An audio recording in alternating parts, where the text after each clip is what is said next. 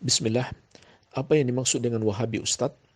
Dan haruskah kita mengikuti organisasi seperti Muhammadiyah, Nahdlatul Ulama, dan lain-lain? Dari Azrul di Riau. Jawabannya, istilah Wahabi itu adalah penamaan yang dibuat oleh orang-orang yang membenci dakwah tauhid dan sunnah yang diserukan oleh Asy-Syaikh Muhammad bin Abdul Wahhab dan murid-murid beliau rahimahumullahu ta'ala. Jadi untuk menjelek-jelekkan dan menjauhkan manusia dari dakwah tauhid dan sunnah, dibuatlah istilah Wahabi supaya orang kedengarannya takut dan menjauh darinya. Karena seakan-akan itu aliran baru, padahal tidak. Syekh Muhammad bin Abdul Wahhab rahimahullahu ta'ala sedikit pun tidak membawa ajaran baru. Buku-buku beliau masih ada sangat banyak. Bisa kita cek. Tidak ada satupun ajaran beliau yang baru yang beliau buat-buat sendiri. Akidah beliau adalah akidah Ahlus Sunnati wal Jamaah. Akidah Rasulullah SAW dan para sahabat. Adapun dari fikih, dari sisi fikih beliau pengikut madhab Hambali. Salah satu madhab fikih Ahlus Sunnah pengikut madhab Imam Ahmad bin Hambal. Imam Ahmad bin Hambal adalah muridnya Imam Syafi'i. Imam Syafi'i muridnya Imam Malik. Jadi itu hanyalah usaha untuk menjauhkan manusia dari dakwah kepada tauhid dan sunnah, dakwah kepada ajaran yang sebenarnya. Ya. Dan tercatat dalam sejarah, yang pertama menyebut istilah Wahabi adalah penjajah Inggris ketika mereka menjajah India. Maka umat Islam yang mengobarkan semangat jihad melawan penjajah itu mereka sebut Wahabisme. Dikarenakan umat Islam yang berkobar semangat ini setelah mereka pulang dari berhaji. Mereka bersentuhan dengan dakwah Syekh Muhammad bin Abdul Wahhab dan murid-murid beliau rahimahumullah, maka berkobar semangat jihad mereka melawan penjajah. Itu pun yang terjadi di Indonesia.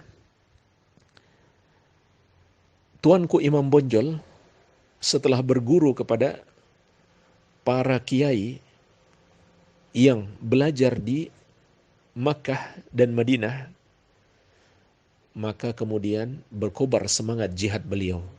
Beliau pun disebut Wahabi oleh penjajah Belanda. Dan seterusnya. Kemudian istilah ini lalu digunakan oleh orang-orang yang merasa ajarannya terusik, ajaran-ajarannya yang menyelisih tauhid dan sunnah mulai ditinggalkan oleh masyarakat. Supaya ajaran-ajaran mereka tetap bertahan, mereka harus menyerang balik dengan cara menyesatkan atau menuduh sesat orang-orang yang menyerukan dakwah kepada tauhid dan sunnah. Jadi inilah hakikat penamaan Wahabi. Wallahu alam. Baik. Kemudian haruskah mengikuti organisasi Muhammadiyah dan Nahdlatul Ulama dan yang semisalnya? Jawabannya tidak harus. Kita tidak diperintahkan oleh syariat untuk mengikuti organisasi-organisasi tersebut. Yang diperintahkan kepada kita adalah mengikuti Al-Quran dan Sunnah Nabi SAW agar kita selamat, bukan ikut organisasi. Justru kalau misalkan kita ikut organisasi, lalu kita adopsi semua pendapat organisasi, semua keputusan organisasi, tidak peduli itu sesuai syariat atau tidak, maka kita akan tersesat. Para pengurus organisasi itu kan manusia. Mereka bisa benar, bisa salah. Nah, ada orang-orang yang sampai pada tingkat fanatik buta. Apa saja pendapat organisasinya, atau para guru, para kiai dari organisasinya, seakan-akan itu sudah pasti benar.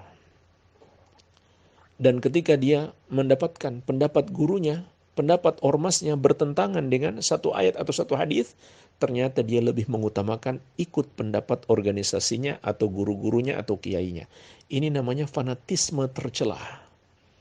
Ini fanatik golongan. Jadi justru ketika ada satu organisasi apa saja, mengeluarkan kebijakan atau keputusan atau pendapat yang bertentangan dengan Al-Quran dan Sunnah, lalu kita tetap ikuti, maka kita tersesat. Jadi, tidak ada keharusan sedikit pun mengikuti organisasi Muhammadiyah atau NU atau Al-Irsyad atau Persis atau organisasi apa saja, tidak ada. Yang ada adalah kewajiban mengikuti Al-Quran dan Sunnah Nabi SAW sesuai pemahaman Ahlus Sunnati wal Jamaah. Rasulullah SAW bersabda, "Taraktu fiikum amrayni, ma in tamassaktum bihima, lan tadillu abadan, kitaballah wa sunnata rasulih." Aku tinggalkan untuk kalian dua perkara. Kalau kalian masih berpegang teguh dengannya, maka kalian tidak akan tersesat.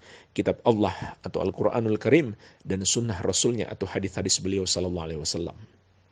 Wa sataftariku ummati ala 73 firqah, kulluha finnari ila wahidah, ma ana alaihi wa ashabi. Umatku akan terpecah menjadi 73 golongan. Semuanya di neraka kecuali satu, yang mengikuti aku dan para sahabatku, yang mengikuti golongan Ahlus Sunnati wal Jamaah. Dan ormas-ormas manapun atau apapun itu bisa saja mengklaim kami mengikuti Ahlus Sunnati wal Jamaah. Tapi klaim-klaim itu membutuhkan bukti. Kalau tidak bisa dibuktikan, kita jangan mengikuti. Yang kita ikuti adalah dalil Al-Quran dan Sunnah yang sesuai dengan pemahaman Ahlus Sunnati wal Jamaah. Tapi tidak juga kita katakan NU sesat, Muhammadiyah sesat, tidak. Siapapun dia dari organisasi manapun, ketika dia menyelisihi dalil, menyelisihi manhaj Ahlus Sunnati wal Jamaah, maka dialah yang disebut dengan orang yang sesat. Siapapun dia, dari organisasi manapun dia, kalau dia mengikuti dalil Al-Quran dan Sunnah Nabi SAW sesuai dengan pemahaman Ahlus Sunnati wal Jamaah, itulah orang yang berjalan di atas jalan yang lurus. Hanya saja memang sebagian organisasi itu telah membuat pengikut-pengikutnya menjadi fanatik buta. Seakan-akan pendapat organisasi itu yang sudah pasti benar. Ini yang perlu kita ingatkan. Wallahu ta'ala a'lam.